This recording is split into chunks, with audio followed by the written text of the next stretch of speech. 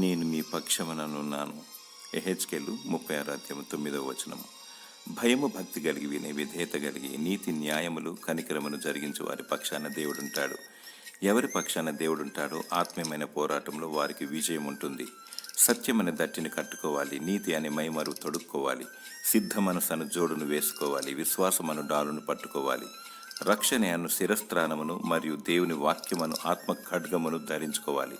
పూర్ణమైన పట్టుదలతో ప్రార్థన విజ్ఞాపన చేయాలి. సత్యమే జయిస్తుంది, నీతి నిత్యము నిలుస్తుంది. పరిశుద్ధతను కలిగి పవిత్రతను కలిగి ప్రతినిత్యము ప్రభువైన యేసుక్రీస్తును వెంబడించు. నీ పక్షాన ఆయన ఉంటాడు. తన ఆత్మచేత నింపుతాడు, అద్భుతాలు చేస్తాడు. దేవుని స్తుతించు, మానక ప్రార్థించు, దేవునికి మహిమకరముగా జీవించు. ఆత్మీయమైన యుద్ధములో దేవుడు నీకు విజయము దయచేయునుగాక. ఆమెన్.